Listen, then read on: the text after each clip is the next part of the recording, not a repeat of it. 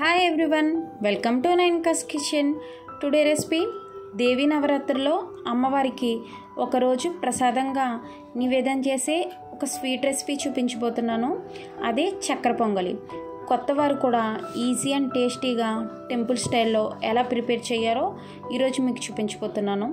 చాలా సింపుల్గా prepare చేసేవచ్చండి and పర్ఫెక్ట్గా కూడా. ఇప్పుడు మనం చక్కెర పొంగలి ప్రిపరేషన్ చూద్దాము. స్టవ్ ఆన్ చేసి కుక్కర్ బాండి పెట్టి ఇందులోకి ఇప్పుడు 2 టేబుల్ స్పూన్స్ నెయ్యి వేసి, నెయ్యి హీట్ అయ్యాక పావు కప్పు పెసరపప్పుని ఇందులోకి వేసుకుని ఫ్రై చేసుకుందాము. పెసరపప్పు నెయ్యిలో ఫ్రై చేయడం వల్ల చక్కెర పొంగలి ఫ్లేవర్ అనేది చాలా బాగుంటుంది. ఇలా పెసరపప్పు 50% ఫ్రై చేసుకోవాలి. మీడియం ఫ్లేమ్లో పెట్టుకుని కలుపుకుంటూ ఫ్రై చేసుకుందామండి. ఇలా పెసరపప్పు 50% ఫ్రై అయిన తర్వాత పావు కప్పు రైస్ కూడా వేసుకుని కలుపుకుంటూ ఫ్రై చేసుకుందాము. రైస్ కూడా నెయ్యిలో ఫ్రై అవ్వడం వల్ల చక్కెర పొంగల్ అనేది చాలా బాగుంటుంది. సేమ్ మీకు టెంపుల్ స్టైల్లోనే ఉంటుంది. ఇలా రైసు పెసరపప్పు ఫ్రై అయిన తర్వాత ఒక 2 కప్పులు వాటర్ని వేసుకుని బాగా మిక్స్ చేసుకోవాలి. మిక్స్ చేసుకోకపోతే కింద ఉండల కింద ఉండిపోయి మాడిపోతుందండి. ఇలా బాగా మిక్స్ చేసుకున్న తర్వాత మూత పెట్టి ఒక 2 విజిల్స్ హై ఫ్లేమ్లో వేయించుకుందాము. 2 విజిల్స్ అయితే సరిపోతుందండి. అప్పుడే మనకి చక్కెర పొంగల్లోకి రైస్ అనేది పర్ఫెక్ట్గా కుక్ అవుతుంది. ఇప్పుడు మనం డ్రై ఫ్రూట్స్ ఫ్రై చేసుకుందాము. స్టవ్ ఆన్ చేసి బాండి పెట్టి ఒక పావు కప్పు నెయ్యి వేసుకుని, నెయ్యి హీట్ అయ్యాక కొబ్బరి ముక్కలు 2 టేబుల్ స్పూన్స్ వేసుకుని గోల్డెన్ బ్రౌన్ కలర్ వచ్చేంత వరకు ఫ్రై చేసుకోవాలి.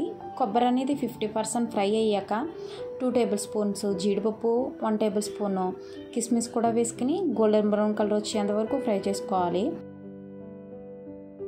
గోల్డెన్ బ్రౌన్ కలర్ వచ్చేసేయండి ఇవి.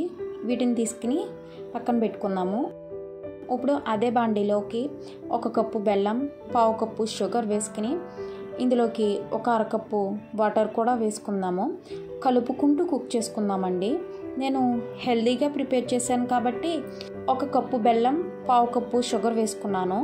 మీరు కనుక షుగర్ ఎక్కువ తినే వాళ్ళు అయితే 3 పావు కప్పులు బెల్లం, 1/2 కప్పు షుగర్ వేసుకోండి, సరిపోతుంది.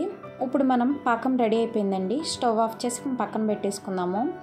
ఇప్పుడు మన రైస్ కుక్ అయిందో లేదో చూద్దాము. ప్రెషర్ పోయిన తర్వాత మూత ఓపెన్ చేసి చూస్తే మన రైసు పర్ఫెక్ట్గా కుక్ అయిందండి. ఇప్పుడు మనం స్టెయిన్ చేసుకుంటూ బెల్లం పాకాన్ని ఇందులోకి వేసేసుకుందాము. బెల్లం పాకం వేసుకుని బాగా మిక్స్ చేసుకుని ఒక చిటికెడు పచ్చకర్పూరం కూడా వేసుకుని బాగా మిక్స్ చేసుకోవాలి. ఈ స్టేజ్లో బాగా మిక్స్ చేసుకోకపోతే ఒక దగ్గరే ఉండిపోతుంది, అంత బాగోదు. ఇందులోకి ఇంకొక టేబుల్ స్పూన్ నెయ్యి కూడా వేసుకుని బాగా మిక్స్ చేసుకుందాము. ఇందులోకి 3 యాలక్కాయలు పౌడర్ కింద వేసుకుని బాగా మిక్స్ చేసుకోవాలి. పచ్చకర్పూరం వేయడం వల్ల చక్కెర పొంగలి ఫ్లేవర్ చాలా బాగుంటుంది. అలా అని మీరు ఎక్కువ వేసుకోకూడదు, డామినేటింగ్గా ఉంటుంది. ఒక పించ్ వేస్తే సరిపోతుంది. ఇలా చక్కెర పొంగలి దగ్గర పడిపోయింది. ఈ స్టేజ్లో మనం ఫ్రై చేసుకుని పక్కన పెట్టుకున్న డ్రై ఫ్రూట్స్ని కూడా వేసేసుకుందాము. మిగిలి ఉన్న నెయ్యిని కూడా వేసేసుకుందాము. అంతేనండి, మన చక్కెర పొంగల్ రెడీ అయిపోయింది. దీన్ని అమ్మవారికి నివేదన చేసేద్దాము. ఈ వీడియో కనుక మీకు నచ్చినట్లయితే లైక్ చేయండి, షేర్ చేయండి, సబ్స్క్రైబ్ చేయండి. Thank you for watching.